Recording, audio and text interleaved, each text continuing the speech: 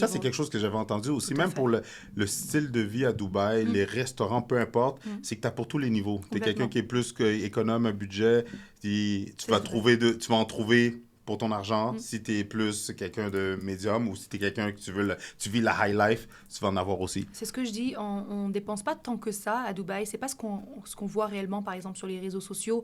Oui, c'est très beau, c'est parfois superficiel, mais il y en a pour tout le monde, tu vois. Okay. Donc, $250 000, attention, pour une résidence avec salle de sport, sauna, hammam, jacuzzi, conciergerie 24 heures sur 24, voiturier, tu as garderie pour les enfants, tu as des commerces en bas de ta résidence, café, Starbucks, restauration pour $250 000 et que tu ne payes pas en une fois. Ce n'est pas cash $250 000.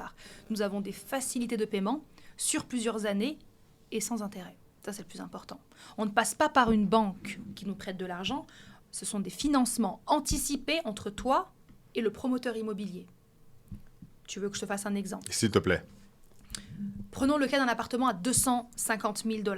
Vas-y. Donc, si l'appartement coûte $250 000, le développeur va te donner une mise de fonds, il va te demander une mise de fonds de 20%, $50 000.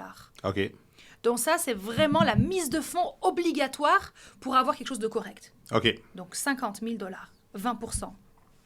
Ensuite, tu as les 4% de frais de notaire que je t'ai mentionnés. OK. Donc 24%. Tu rajoutes tes 4% de frais de notaire. Et ensuite, tu vas avoir, ne l'oublions pas, c'est un projet ou une promotion qui est en cours de construction.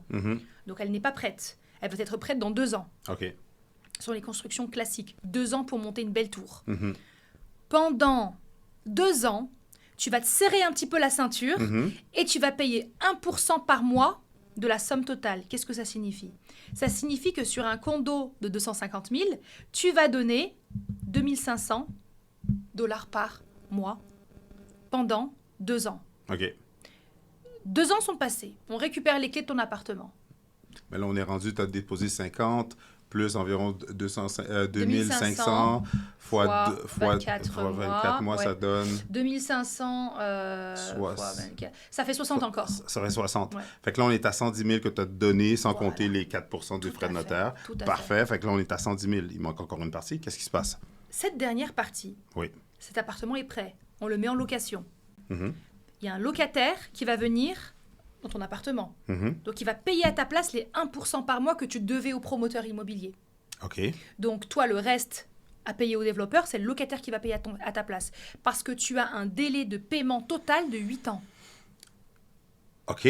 Wow, ça, je ne savais pas. Voilà, donc tu as un délai complet de 8 ans. Donc, toi, tu as 8 ans pour donner $250 000 au développeur. Donc, tu as déjà donné une bonne partie. 110 000 sont partis.